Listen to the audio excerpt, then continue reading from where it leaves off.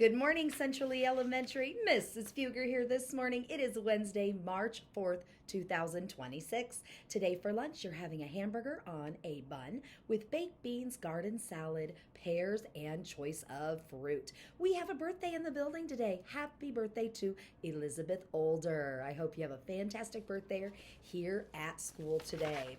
All right, boys and girls. I have some teacher mail for you. Teacher mail for Callahan Smith for being helpful and a good example. Being a great leader this week from Mrs. Tweedy. Congratulations, Callahan. Marin Boudreau has teacher mail for being helpful and a good example. Marin helped Mrs. Howell without being asked. She helped pass out books. Fantastic, Marin. Way to go. All right, Colt Hudson also has teacher mail from Mrs. Howell for being helpful and a good example. Colt waited patiently for another class to go by before entering the classroom. Woo woo. All right, I'm going to find one more for today. I've got Miss Hickey's class.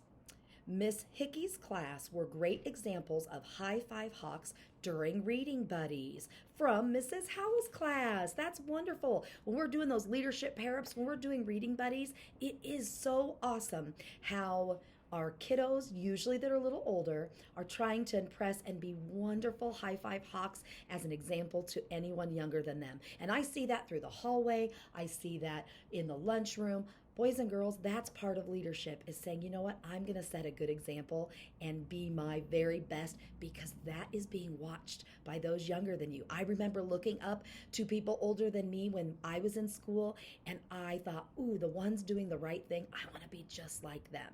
So, boys and girls, keep up that good work and good example. Well, it is Read Across America Week, and I apologize that I had a quick doing the scoreboard, and I forgot to read you a little bit of a book. But I want to read a book to you, just a part of a book, because it's a little too long for announcements. But I want to read you a part of this book, because part of why I love reading and love books is for the interesting way an author uses words, and how I learned a lot of vocabulary that I might not have learned in my packet in my classroom or from a teacher lesson. I learned because I read books. So I also like when there's a little bit of fun and alliteration and just something special about the book that I'm reading. Those things bring me joy. So see if you notice why I like this. This is by Margaret Atwood, and it's Rude Ramsey and the Roaring Radishes. Rude Ramsey resided in a ramshackle rectangular residence with a roof garden, a root cellar, and a revolving door. A rampart ranged down the right side of the run-down real estate. Residing with Rude Ramsey, who was red-haired, were his revolting relatives, Ron, Rollo, and Ruby. They were rotund and robust, and when not regaling themselves with rum, they relaxed in the recliners, replaying reams of retro rock and roll records relentlessly. This could be rigorous. Do you notice something about that text? While Ron read the racing results, Ruby and Rollo regularly rustled up the repasts. They roasted rice, raisins, rutabagas, and rhinoceros. They rolled out reptiles with a rolling pin. They refrigerated rhubarb and broiled ribs, raviolis, and reindeer rinds on the rotisserie. The rice was rock hard, the ribs rubbery, and the raviolis wrinkled. The rhinoceros raw, the reptiles were still writhing, the rhubarb was runny, and the reindeer rinds were rotten. Every Friday, Rude Ramsey rebelled. "This repast is repulsive," he'd report. "The rice is riddled with roaches, the raisins are rancid, and the reindeer rinds reek. I feel like regurgitating." Ugh. "Ramsey, you rash, repulsive, red-headed runt! How rude! Rinse your mouth out with rope!" raged Ramsey's revolting relatives, Ron, Rollo, and Ruby. "Repent, repent!" "I refuse," retorted Ramsey.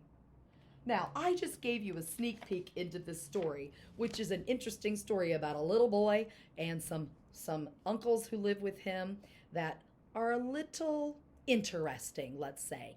But I love where a book can take you, how it can roll off the tongue or get twisted in your tongue. That happened to me several times when reading. So I hope you are enjoying books from our library ongoing through the year. We've got some good Beanstack challenges, and I'm kind of glad that I actually just pulled this up because I forgot that Mrs. Barcliff had asked me to share some information about that, and I just remembered to right now. So let me look up her email, and I'm going to see if she can tell me an update. Here we go. So the last week of the February Beanstack Challenge, Mrs. Nichting's second graders had the most students who earned the last reward badge, and Mr. Finney's fourth graders had the most in the third and fourth grade challenge. Way to go to those two classes, and way to go to all of you trying to get your way to the top through reading, reading, reading. So a new Beanstack Challenge has begun in March. Maybe you could, let's see if we can get 50% of our class to read 50 minutes this week for second and 75 minutes this week for third and fourth. So it's Wednesday. Let's see, can we get to 50% of our class has read 50 minutes in second grade? Can we get to 50% of our class reading 75 minutes this week for third and fourth? Boys and girls, I have a feeling if there's a goal, if we kind of made that a little bit of a wig, you can put first things first and you can work first, then play and accomplish that. Let's see how you do. I will report early next week with what our results are. And I know I'm giving you that goal a little bit midweek, but let's see what we can do, because I see kids using that Beanstack as something to promote them reading, and especially in Read Across America Week. Let's celebrate. Let's celebrate with some reading in every way we can.